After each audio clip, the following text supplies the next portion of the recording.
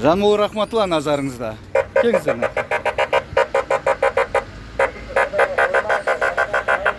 Бүгін білесіздер, сенбі бізде жәрмеңке болады Кентауда. Орталық алаң. Бейне және аудио жазылымды жойды. Жанмол Рахматулла, келіңіз мына жерге. Мен бұл жерге келген себебім басқа еді негізі. Мынау не? Жерде жатқан? Жерде жатқан. Көріп тұрсыз ғой не екен? Белгі. Белгінің қалай жоқ тұрсаң көріп тұрсыз ба? Заңдық күші бар ма? Жо, танимыз ғой сіз, Нұриддин. Енді қарасаңызшы енді. Жарайды, қарайын. Таныстырмады деп айтасыз ол. Видеода айтасыз. Аха. Мен айтпаған білесіз ғой, айтпайтынды. Заң аясында өзін таныстырып өтейін. Бұл жерде қызметтік қандай баппен жүрсіздер? Қандай баппен жүрсіздер? Жо, енді не қызмет атқарып жүрсіздер деймін да? Енді қоғамдық сіздер шақырды ма? Аха. Осы жерде осы халық жиналып жатыр екен. Аха. Біз қоғамдық қауіпсіздікті қамтамасыз ету ешқандай халықты жинап атқан жаңағы әкімдіктің бір бөлімі өзі осындай күні осындай жерде кездесеміз деп айтқанын естіңіздер, иә? әкімдік өздері айтқан ба? Мен қызметкер көзіңізше айтып тұр ғой. Мен білмеймін мен. Жәрмеңке болып отыр. Енді мына жаққа көліктің кіргізбей жатқан себептеріңіз неден ау? Қараңыз, Жамал Рахматулла мырза, бізде жол патруль полиция қызмет инспекторымыз біз. Бұл жерге арнайы маманы бар жауап беретін. Еско деген танисыз, дұрыс па? Техназар. Техназар. Сол кісі жауап береді. Негізі бұл жерде автокөліктерді қоюға алдын білесіз. Алдында арғы жаққа қоймаңдар деп бәріне айып қол салып жатқаннан кейін Нұриддин. Мен видео түсірдім. Болмайды енді халықты қанай өрмесеңдерші. Арзаныр тыңдасаңшы, дәл сізге жолдан баса да әкімдікке, жалпы мемлекетке сондай жолдан да месседж, дұрыс па? Халық мына жақта өздерінің ауыл шаруашылықтан өздерінің жасағандарын немесе сондай арзанырақ дүниелерін алып келгеннен кейін осы жаққа қалалықтар жиналады дедік, дұрыс па? Жеңілдік іздеп дедік, дұрыс па? Халықтың қаржылай мүшкіл қазір, қаржылай жағдай, дұрыс па? Сол скидка іздеп келген адамдарға сіздер ар жақта айыппұл саласыздар дедім, дұрыс па? Соның себебінен, соның салдарынан кейін осы жаққа белгі қойды да, ана жаққа көліктер тұрсын деді. Ар жақта кептеліс ұйымдастырмас үшін алаңда, дұрыс па? Сол белгі енді болды бұл жер, дұрыс па? Қойып жүрді. Қойылды жаңағы видеодан кейін. Енді не болды, содан кейін өзгерді? Кентау қаласының азаматтары қарсы жағын қалдырған осы жер.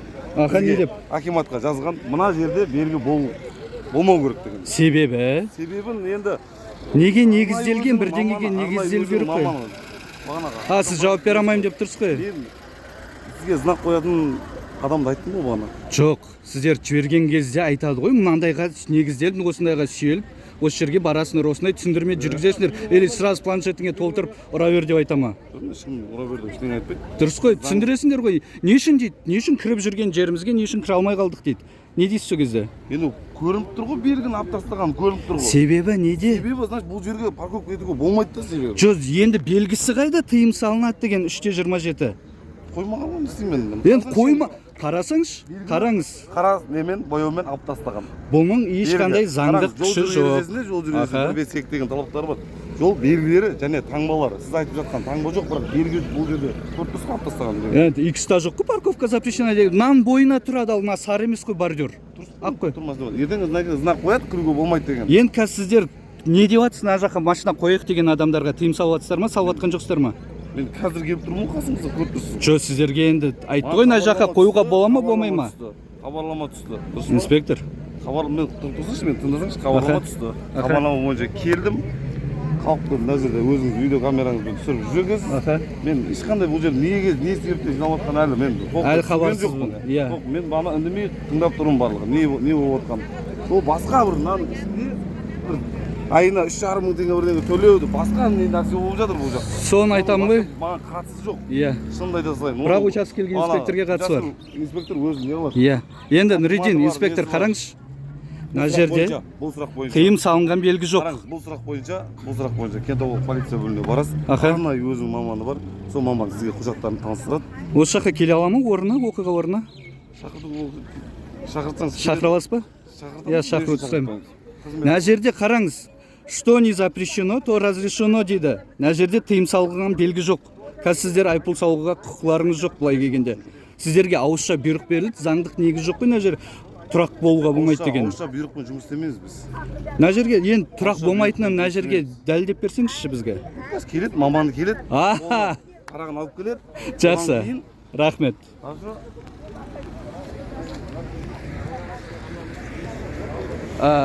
тыйым салынған белгі А? Мен видеоны акамда жүр, мен видеоны қорқытып отырған жоқ. Мен сендерді қорқыту емес қой мақсатым, Нұридин. Мен видеоға шықпай жүрмін, шығып жүріп қой видео. Бүкіл ютубыңда мен бармын. Жо, түсінбедім сіздің күлкіңізді. Ұстала қойған. Жоқ емес, қазір тоқтасаңыз. Жоқ. Тыйым салынған белгі жоқ болса тұруға болады дейді ғой. Мынаны қара, мына кептелісті.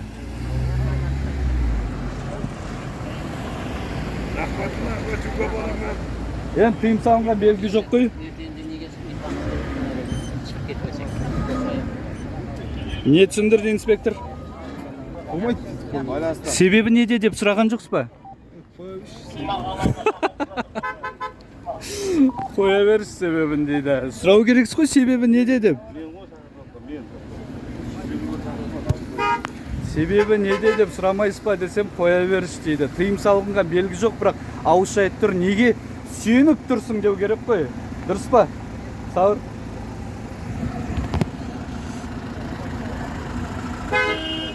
Мына кісінің бәрі жақсы өмірден осы жерде жүр дейсіз ба? Мына кісілер сауда саттық жасап, нәпақасын тауып, отбасын асырағысы келеді. Мына кісілер жеңілдік іздеп жүр. Қазір қымбатшылық заманда кішкене болсын үнемдеп, сол артылған ақшама, бала-шағама бір киім кешек алайын, немесе артық тағам алайын. Күн қайырлы болсын, аса құрметті қазағым. Назарыңызға жамау рахматулла. Естеріңізде болса, бұл жәрмеңке Кентау қаласындағы осыдан алдыңғы сенбісі жәрмеңке күні келген болатын. Мына жақта полиция тұраққа көліктерді қоюға негізсіз тұрақтарға көлік қоюға тыйым салып жатқан болатын. Және де мәдениет үйінің басшылығы Ерлан Аринов деген депутатымыз қалалық қызметкерін жіберіп, өз қызметін асыра пайдаланғызып, мына жақта түсіндірме жұмыстарын жүргізіп, ақша жайлы әңгіме жүргізіп жатқан болатын. Оған тыйым салынған болса да ол жайлы. Қазір өзгерістерді көрсетіп өтейін. Мына жаққа көліктерді қоюға тыйым салып жатқан болатын. Не үшін десем, ешқандай негіздеме жоқ. Мынаны алдында осыдан 1 жыл ма 2 жыл ма бұрын сызғызған болатын бізді. Осы жаққа келген тұрғындар, қонақтар көліктерін қоя алсын, өйткені мына жер үлкен кең жер, қазақтың кең байтақ жері, мүмкіндіктері болсын, бәрі сығылысып ар жаққа төмен жаққа қойып, айыппұл арқаламасын, аулалар толтырмасын деген мақсатта осы жаққа сызба белгі сызғызған болатынбыз. Оны қаламыздың бір тұрғыны, басқаша белсенді кісі алғыс пыстапты. Бұл жерге тұруға болмайды, мен демалып кең жерде жүру керекпін деп. Ауа жер жетпей жатқан болғаннан кейін жеке өзіне басқа қалалықтарға кедергі етпей ма, онысын ескермей. Со менің заңдық негіздеме сұрағанымнан кейін, ешқандай негіздемелер болмағаннан кейін, әкімдіктің де полицияның да қазір тұраққа рұқсат етілген. Ән көріп тұрмыз, ар жақ толықтай тұрақталып тұр көліктер.